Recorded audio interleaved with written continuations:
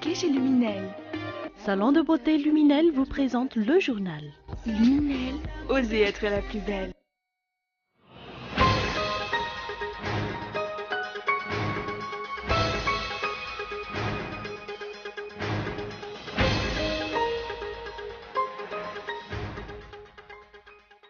Suite à la pression du MMM, le président de l'Assemblée nationale a finalement envoyé la lettre dans laquelle ce parti réclame le statut d'opposant à la Haute Cour constitutionnelle.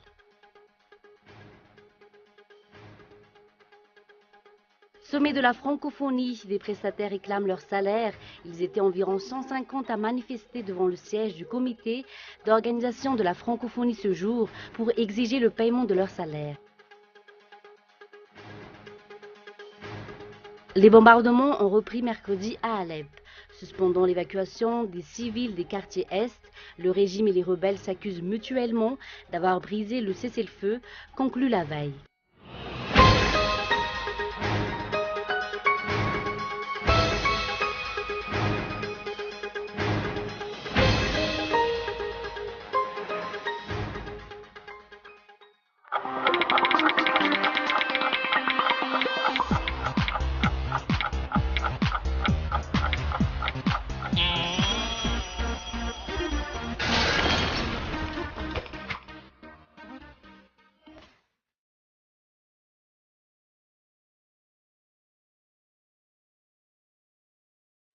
Venez vous relooker chez Luminel. Luminel, coiffure tendance, extension cheveux, coloration, lissage brésilien, maquillage, extension cils. Pédicure, manicure, onglerie. Luminel Béorir, Québec Escalier 4 foot. L'Avant Center, 4e étage, box 418. Luminel, osez être la plus belle.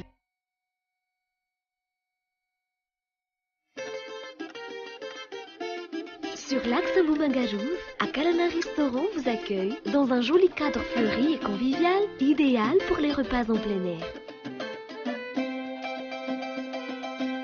Avec une terrasse offrant une vue imprenable sur la colline, Akalana propose des mets malagasy, de succulentes grillades et d'autres spécialités.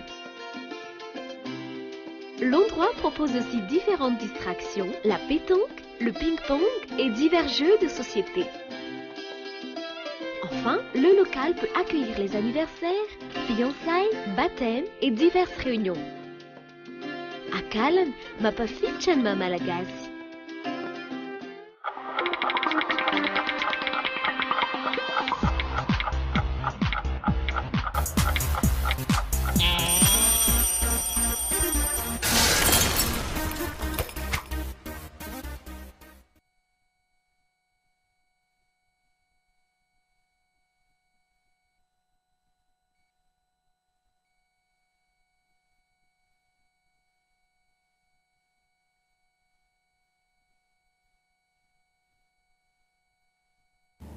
Bonsoir à tous et bienvenue dans ce journal. La page politique pour commencer.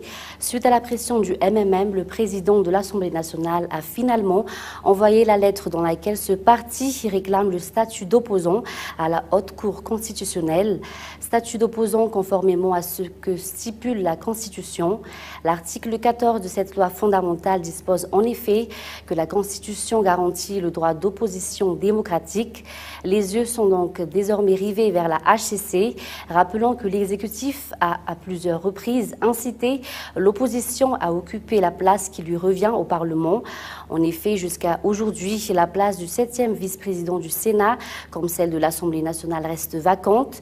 Le titre de chef de l'opposition officielle ne tardera pas également à être attribué. Toujours dans ce contexte, adoption hier de la loi sur la réconciliation nationale, et ce, même si de nombreux élus ont souligné son caractère discriminatoire, les députés pro-régime ont tout fait pour que cette loi passe. Ils ont ainsi rejeté presque tous les amendements apportés au projet de texte lors des travaux de commission. Reportage de Zura Kotendjin. Les députés ont adopté hier la loi sur la réconciliation nationale, une loi dont seul l'article 58 sur l'indemnisation des victimes des crises politiques a été amendé. Toutes les modifications apportées par les députés lors des travaux de commission n'ont pas été considérées. Seules les propositions de l'exécutif ont été retenues. Après l'adoption de cette loi, beaucoup s'interrogent quant à l'indépendance de la structure en charge de la réconciliation nationale. Selon l'article 13 de la dite loi, en effet, la CFM, la structure qui prendra la relève du FFM, sera composée de 18 membres, à raison de 2 par province et 6 désignés par le président de la République. Lors des travaux de commission, la réduction de ces membres désignés par le chef de l'État avait été soulevée et approuvée, mais cela n'a finalement pas été pris en compte. En outre, les élus pro-régime se sont battus pour que l'amnistie soit limitée dans le temps, uniquement de 2002 jusqu'à la fin de la transition. Toutes les propositions relatives aux conditions d'obtention de l'amnistie mentionnées à l'article 47 ont également été écartées. Le député Paul Berras-Manan, ceux qui ont adopté cette loi, ont reçu de l'argent de la part de l'exécutif. Une assemblée qui ne fait que lever la main pour adopter les propositions soumises par l'exécutif est une assemblée croupière, une assemblée où il n'y a aucun débat, mais on passe directement au vote.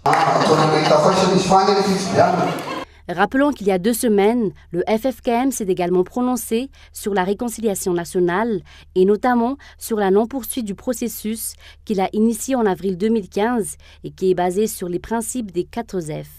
Fibeban, Finkekilk, Fivavan, Fahamarinan. Pour le Conseil œcuménique des églises chrétiennes, la majorité de la population vit dans la pauvreté absolue et le fossé entre les riches et les pauvres ne cesse de se creuser. Madagascar est pourtant riche en richesses diverses. Le FFKM a également souligné la gabegie qui règne dans la gestion des ressources minières. Où est actuellement Augustin Andiamananour? Depuis hier soir, il aurait été transféré dans un endroit tenu secret. Ni son avocat ni sa famille ne savent où se trouve ce vice-président. Du MAPAR pour la province d'Antananarivo, les vacances judiciaires débuteront pourtant demain. Pour l'opinion, cette manœuvre vise à prolonger la durée de sa garde à vue. Augustin Andiamananour risque ainsi de passer les fêtes de Noël et de fin d'année loin des siens. Passons à un tout autre sujet. Tosi Green viole le contrat qu'elle a signé. Cette société italienne a décidé unilatéralement d'étendre la superficie qu'elle exploite sur le plateau de l'Urumbé. Les habitants sont mécontents car cela se répercute entre autres sur leurs activités d'élevage. Les détails dans ce reportage de Michael Ramarla.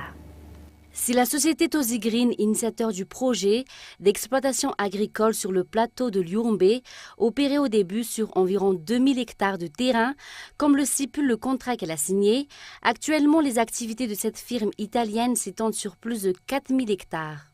Les habitants n'approuvent pas cette violation du contrat. Outre l'augmentation de la superficie exploitée, ce projet a des répercussions sur les activités d'élevage de la population locale. La société Tosi Green se focalise pour l'instant sur la plantation de jatropha, de maïs et de soja. Contrairement à ce qu'elle a promis, son projet n'a fourni du travail qu'à seulement une poignée d'habitants. La population dénonce.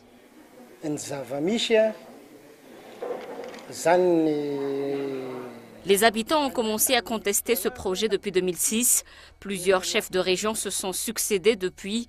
L'actuel chef de région, tout comme le chef de district, est de mèche avec cette société. Ils intimident en effet les habitants en affirmant qu'il s'agit d'un projet de l'État et qu'il doit ainsi être exécuté. Ce projet d'exploitation agricole bénéficie du soutien du régime, un projet que le CIF et le collectif TAN ont récemment pointé du doigt car selon eux, le système de l'agro-industrie, préconisé actuellement à Madagascar, constitue une menace pour les paysans malagasy car ceux-ci engendrent leur expulsion de leurs terres. Ils ont ainsi dénoncé la favorisation de ce projet au détriment de l'agriculture familiale. Nous l'avons annoncé dans les titres sommets de la francophonie, des prestataires réclament leur salaire. Ils étaient environ 150 à manifester devant le siège du comité d'organisation de la francophonie ce jour pour exiger le paiement de leur salaire, un salaire qui avait été revu à la baisse. Ce reportage de Gaëtan Andjatslav.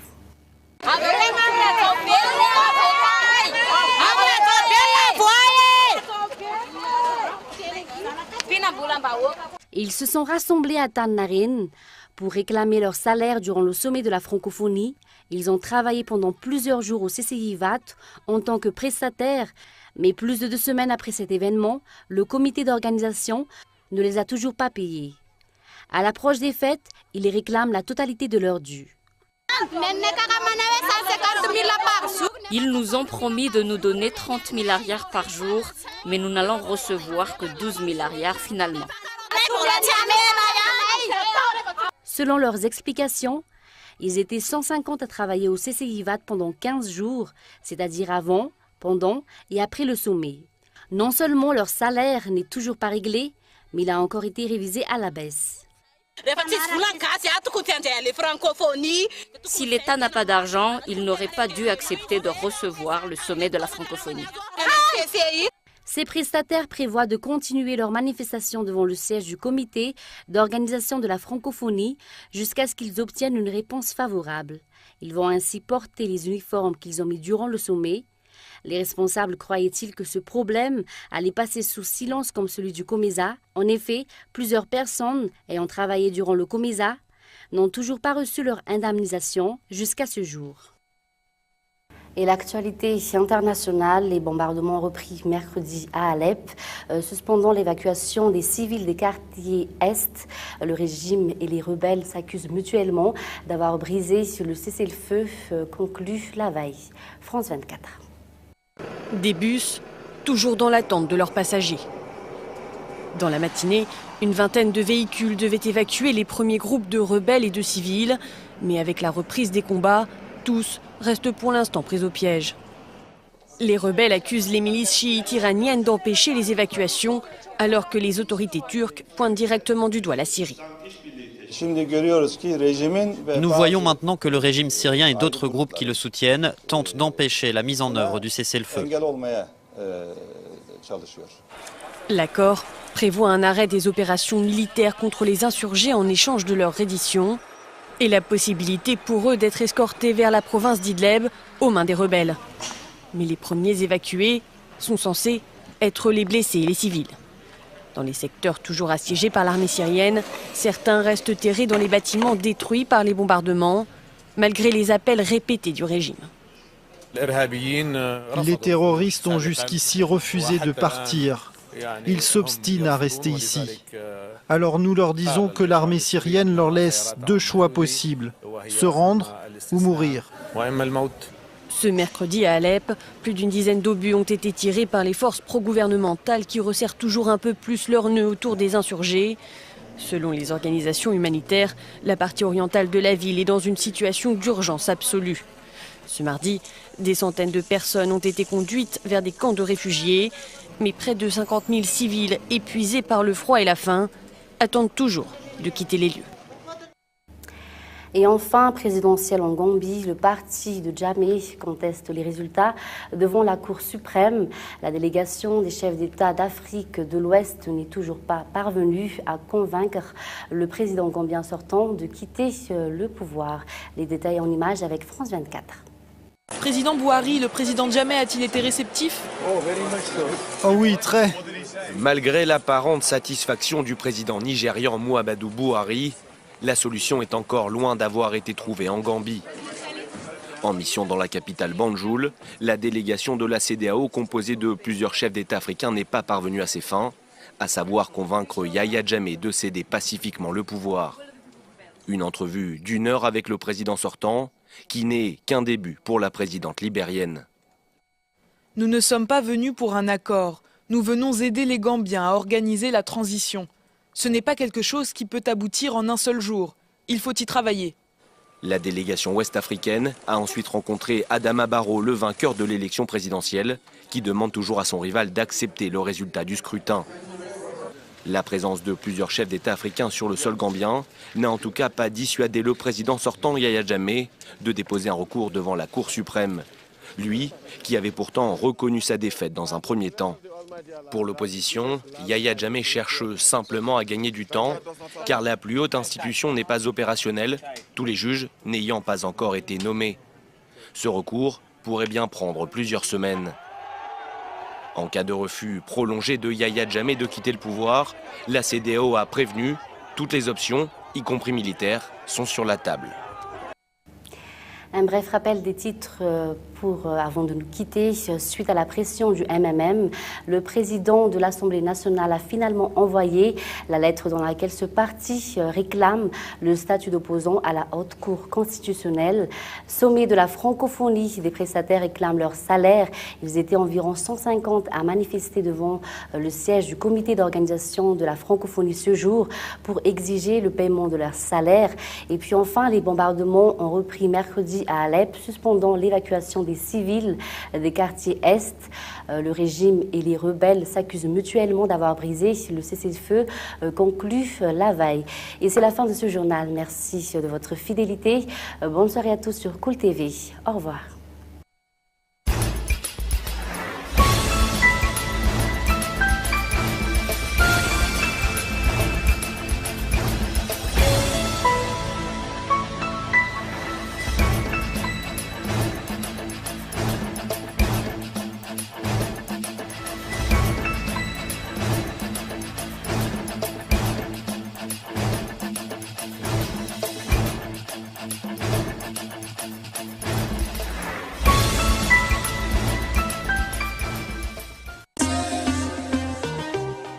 Venez vous relooker chez Luminel. Le journal vous a été présenté par Salon de beauté Luminel. Luminel, osez être la plus belle.